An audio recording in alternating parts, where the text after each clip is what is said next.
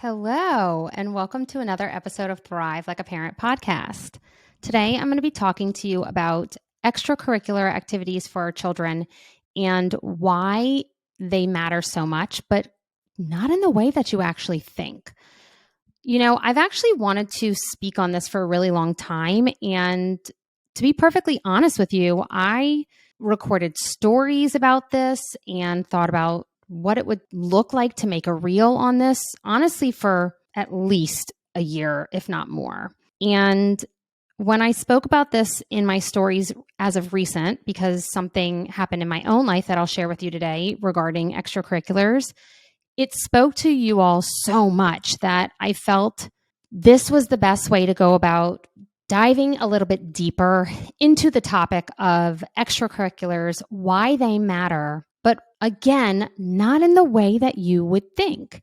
And I'm going to dive into what they should and can look like for our children, again, why they matter, but also some of the holdups as to why I feel that things are kind of leading to where they are in terms of extracurriculars, meaning why they're so competitive these days and why there's such a push to make sure that our kids are making the teams and pushing them to go the distance. And again, this has been kind of opened up, if you will, the can of worms, simply because of my own life and what happened recently. So Eli is 6, my younger kiddo, and he's on a baseball team. This is his second year. The first year was like a complete shit show. We barely had a coach. And so we decided to do a different league this year in a different part of town.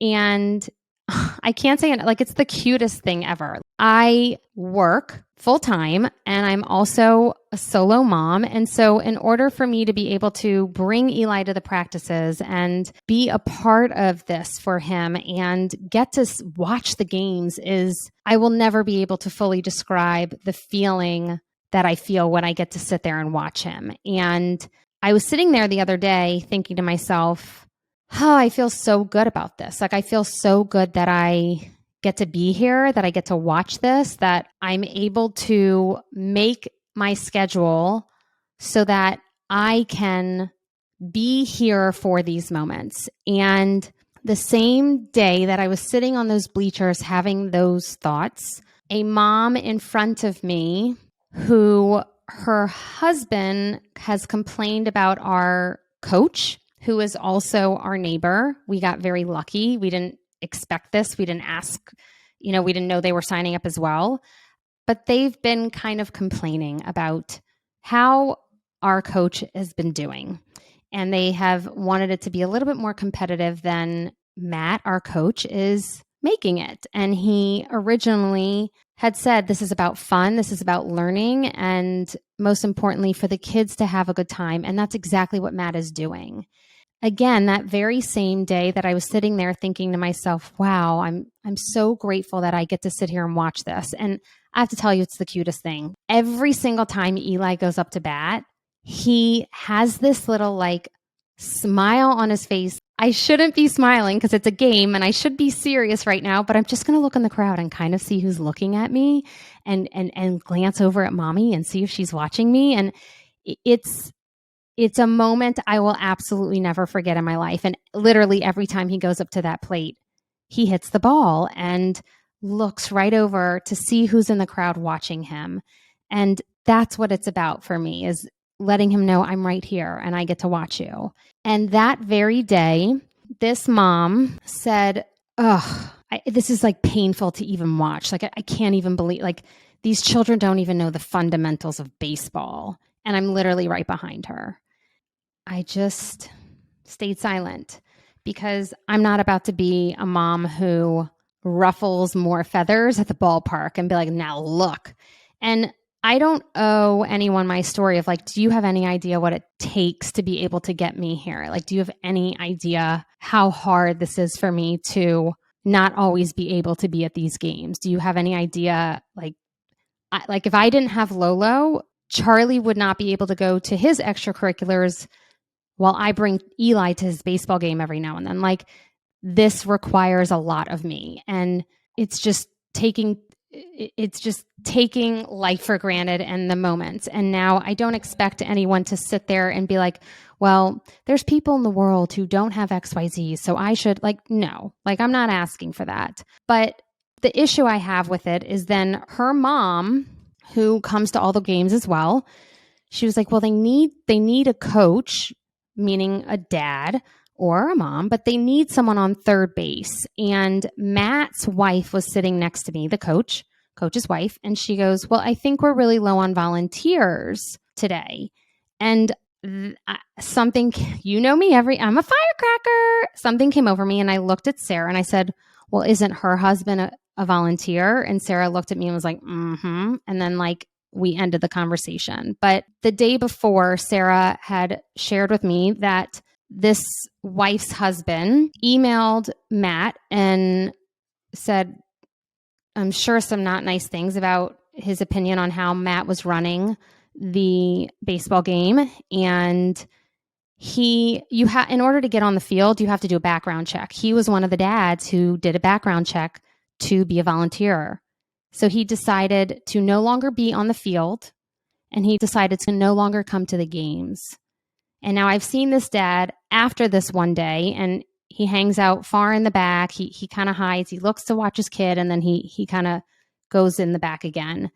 And it's beyond words, because what most of us don't realize and parents don't understand is that sports, the reason that they exist is simply for regulation.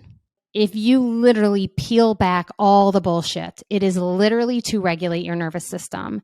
And it's for pastimes and to be part of a community and have healthy competition and teach that portion of your brain what healthy competition looks like. And it is not to get the scholarship and build the resume at 6 years old and be on the travel team. That's not what this is for. And if you look at an adult side of things, if you take a look at what extracurriculars look like for adults, well, first of all, many, many of you do not do extracurriculars. Many of you, I ask my clients, what do you do for self-care? Or I'm giving you a quote homework of, I need you to go do something for 3 hours for yourself. A lot of my clients look at me and they're like, I don't know what the fuck to do. Like, what do you mean 3 hours? I don't know what to do with myself. Because somehow we as adults start to lose our extracurriculars in life. And, I've grew up dancing, and I very much lost that for many years when I became a mom. I pushed and I did it all through college, and I pushed meaning I found opportunities, and I did it through graduate school, and it kind of started to dwindle. And when I was at my lowest of low of this is not my family life, this is not going well, and I've got to figure out how to support myself, how to support my children, and to figure out what this looks like for all of us.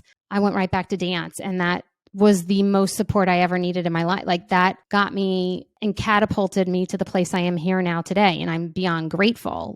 That's what extracurriculars do. And when it's all about losing weight in 10 days or a 75, one of my clients is talking about the 75 thing. I don't know, maybe it's 75.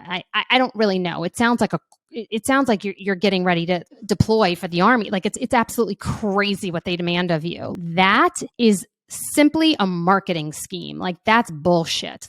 That is not regulating to your nervous system. That's you've got to drink a certain amount of water and work out a certain amount of times a day. And it is absolutely, it's hardcore, hardcore. And what most don't realize is all the means of gyms and fitness classes and different styles of fitness classes, it's all marketing. It's all marketing. It doesn't matter what you partake in as long as you enjoy it. It does not matter. And it's not to gain muscle and lose weight. It's to have brain health. And that is what we are missing for our children. I want to read to you a part of this book by Leonard Sachs because it's called Boys Adrift. He has written one called Girls on the Edge, as well as The Collapse of Parenting. And I've read all three of them. They're phenomenal. Of course, I read Boys Adrift first because I have boys.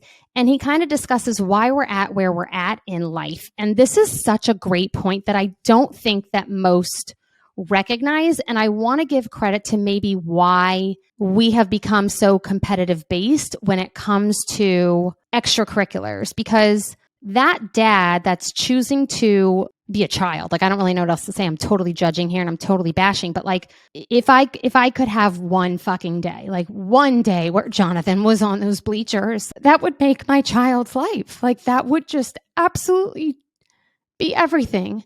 And that dad is choosing to be such a child and say, well, you're not coaching right. And I'm not going to get on that field and I'm not going to come to the games. I watch his son, and his son, just like Eli, looks back after he hits home base and he runs all the bases and he's looking to see who's watching him. And I saw him one day, he saw his mom right there, and then he's kind of looking, and I was like, in my brain, I was like, I bet he's looking for his dad. Like, where's his dad? And not to mention, like, no one signed up to be our coach. Matt did that when there was an email sent out that said, hey, we need a coach. He stepped up. That dad did not step up. So he's more than happy to complain all he wants. Be part of the support and the solution, not part of the problem. And like that's not what we want to teach our children. And that's not healthy sportsmanship. And again, that's not what extracurriculars are about. And I will go into, after I discuss this book, I'll go into how you can help figure out what extracurriculars are best and right for your individual children and why they matter in terms of their nervous system. So again, this book is Boys Adrift, and he brought up such an incredible point. He said, in a typical school district in the United States, maybe 1 in 5 would like to play football. In co-ed schools with 4,000 students, that is about 2,000 boys, right? There might be 400 boys who would like to play on the football team if they could, but even big schools often have only one bus for varsity and one bus for JV teams. That means only 36 boys can make the varsity team and another 36 boys can be on the JV team. The other 300 plus boys are out of luck. Most of those boys probably won't even try out. They know that only the best athletes can make the team and they don't want to be embarrassed, so they stay home. So, like I said, that portion of the book it was an aha moment for me of like, well, if there's only 36 and 36, no wonder all of our parents want to get the upper hand of helping our children be the quote best so that they can have the opportunity to play. It's either that or it's we grew up in a very sports related home. And so of course we have to be the best and the brightest and good at it. And of course your lineage all got scholarships. And so you need to as well. Like there's many different reasons, but it is unbelievable to think about how most children, because of the amount of spots on a team, or think about how many play basketball at one time. I don't even know how many on the court, but like soccer and there's only so many spots. And so that could drive parents to push as well. And that is not healthy. And it's sad and it's upsetting. And it's not that particular reason. It's not really our fault. But when I spoke about that particular story on Instagram, so many reached out through DMs and said, I was a coach and I cannot tell you how awful it was. And then I got a recreational director of one of the city, who knows where. And they were like, I've worked as the director for this many years and I can't tell you, it gets worse and worse and worse every single year. Like my jaw dropped. I was like, what do you mean worse? That should be getting better. Like everyone's talking about coaching and spiritual health and wellness. And this is the way the world is shifting into like, we're all kind of waking up into mental health. Like we're trying here, right? What do you mean it's getting worse? That's not great. And it was so upsetting to me because yes, despite me wishing, and I get teared up and choked up every time I start talking about Jonathan, but despite me wishing that my children were able to have their dad just watch them once, I gotta tell you, like, I don't fucking know how to catch a ball. I don't know how to teach my children how to twist their hips and hit the bat or hit the ball with the bat. And like I just told you, I don't know how many people are on the damn basketball court at one time. That's not my jam.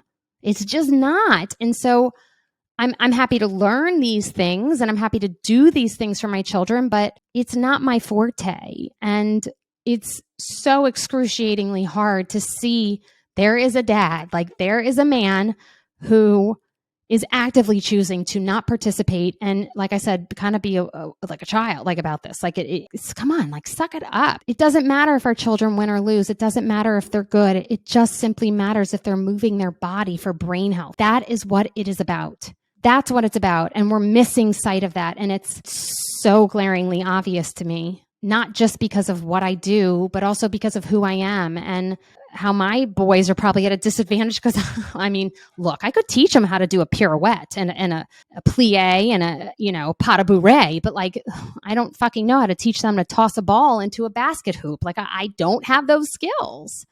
And maybe Jonathan would have been able to do that, and especially in this circumstance, I can't tell you how grateful I am to Matt. Like, I cannot tell you how grateful I am to parents, women and men. I shouldn't just relate this to men. I can't tell you how grateful I am. You have to get off of work on time to go to the field to make sure that you're training and teaching and thising and thatting and volunteering your time and effort and showing these children love and support. You should only get praise. Thank you. Thank you for showing up for our children and the way that definitely me, like I can't do it.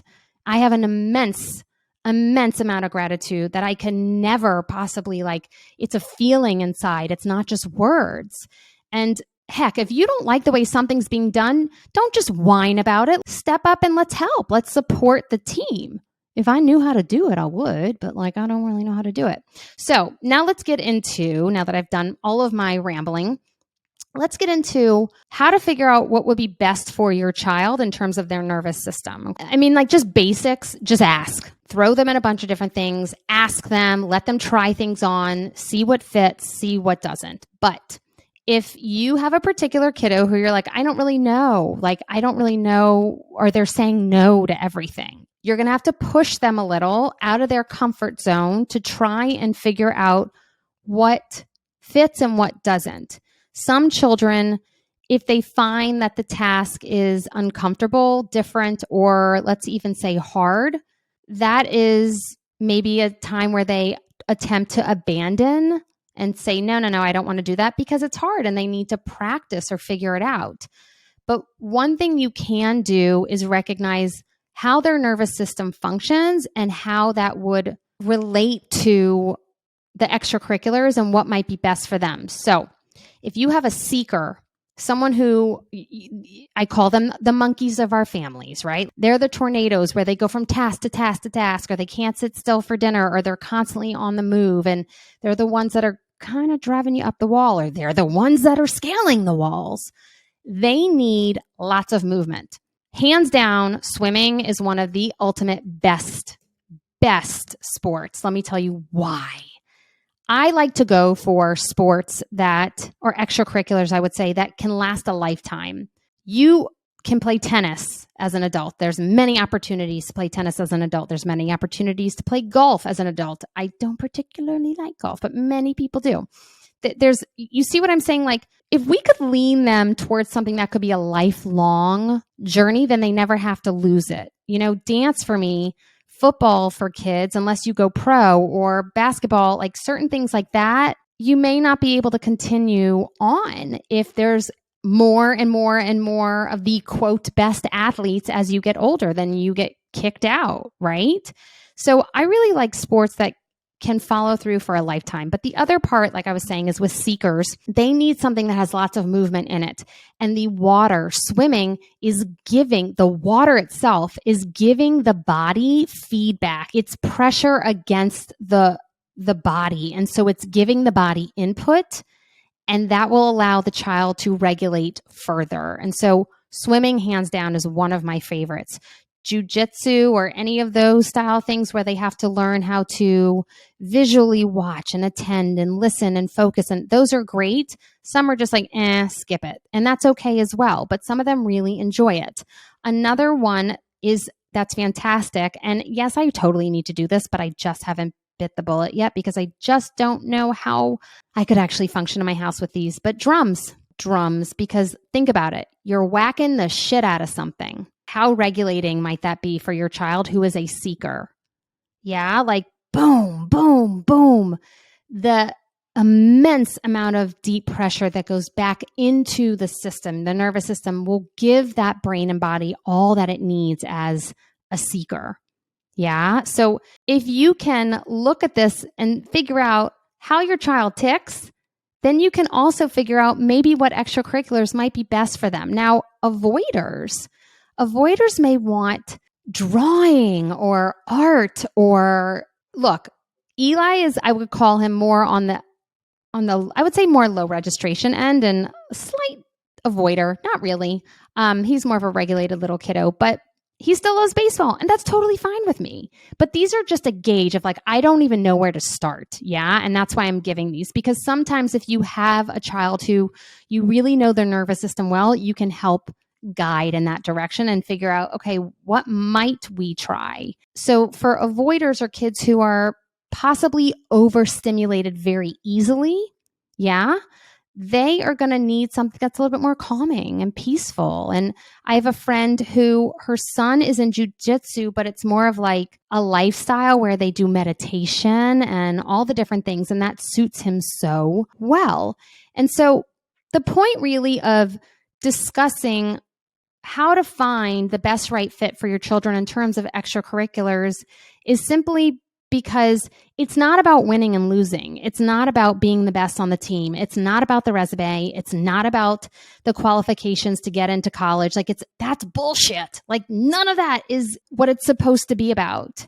But if you can look at the whole child as they exist, I don't care if you come from a family of decades of baseball players, your child may not enjoy that. So why are you going to force it? And again, how this relates to adults, and I've kind of brought that piece in there just to give you an example. Just because CrossFit, and I don't know if they do this, but just let's say CrossFit tells you you're gonna lose 3 inches in 2 weeks, and it's $99 for the first month, and I promise you'll lose those inches. You may do it for the inches rather than what feels good within your body. I have told you over and over and over, I'm a seeker. Like I love that gas pedal. So in order to get what I need, sometimes, most of the time I would say, I do heavy, strong workouts on a reformer machine where I'm using my body weight and resistance and going slow. And that's just what works for me input wise. It's a lot of planking. And so I'm getting the deep pressure into my joints. Now, when I'm not feeling great or I'm feeling down or I'm feeling low, you better sure as hell believe I'm not going to go push my ass through a solid core workout. That's going to be wildly depleting to a system that's already depleted. So what I'm going to do is go do something that's more enriching and fulfilling and supportive to my nervous system to help it heal whatever it's feeling or sluggish or all the different things. A lot of times that means I'm going to go to yoga. I'm going to go to yoga and I'm going to namaste it out. I'm going to zen it out and I'm going to feel so good after because I'm going to stretch my body and I'm going to move, but in a really slow and calming manner. You have to lean in and say, how do I feel right now and what do I need? What do I need means, do you need a kick-ass workout or do you need a healthy, nutritious meal? Do you need a long night's sleep, going to bed early? Like, what do you need? It is not about the marketing strategy of how many inches and pounds and this and that you'll lose. It's not. It's about how to take care of your brain and body. And that is why it matters for our children. If we teach them that now, from the beginning, they will know the benefit of moving their body. We were hunters and gatherers at one point. We were moving our asses a lot. Now we're a lot more sedentary. But we have to allow our children to find the things that matter most to them and that they're enjoying. Who cares if they get the damn plastic trophy? I can't tell you how many trophies I have gotten over the years with dancing. I don't think I still have one of them. Like, I swear to you, I'm sure really, I don't need that. I don't need that. Okay, now I don't. Like, I would have boxes and boxes. And what did that get me out of life? Like, where did that get me, those trophies? Nothing. And, you know, this book goes on to say that the kids who don't make the team, what do they end up doing? They end up staying at home and being placed in front of a video screen. And he goes into that a lot about videos and tablets and screens, right? Again, when they succeed and finish the level, what does that get them? What does your children earn? Versus saying, I really enjoy this. This is hard, but I'm going to work at it. I'm going to learn persistence, or I'm going to learn that practice is increasing the fluency in my brain to understand how to do the thing, right? I know all of this about the brain because I have studied it for decades. You don't know this stuff about the brain because that's not your specialty, right? That doesn't make me smarter than you or brighter than you. It just means that's my specialty. We all have those things, and we need to find the things in life that have us light up a room in every form of our lives. And it starts with extracurriculars for our children and helping them regulate their nervous system on a daily basis. But it has to be through something that they enjoy. And the goal of this cannot be to win. It cannot be you're good, bad, you suck, you're awesome, you're going to get an A, you're going to get an F. I'm so disappointed in you, you didn't hit the ball. Come on. They're 6 years old. And again, while I didn't say much at the baseball field, I'm saying it here because you know my story. You know who I am. And I'm not going to go and be like, look, let's talk. Like, I'm not going to do that. I'm not going to try and change someone in the middle of it. Like, I'm there to watch Eli. Like, that's what I'm there to do. That's it. I'm there to watch Eli, and I'm there to support Matt and be with my family because that's what matters most. And watching my child smile as he walks up to the plate. And that's what it's about. And we have to get back to basics. Have to. It is not healthy for our children. Not at all. To demonstrate, to model that. And so as you lean into going on the exploration of figuring out what extracurriculars look like for your children, I hope you utilize this lens, and I hope you take a deep breath and smile, no matter if your kid hits the ball or not, no matter if they strike out, and no matter if they cry in the middle of a baseball field and say, I got hurt. Like, it doesn't matter. Again, we get to enjoy watching them and enjoy them doing something really healthy for their brain and body. And that's what it's about. Like, period, the end. That is what it's about. So until next time, XOXO, Dr. B.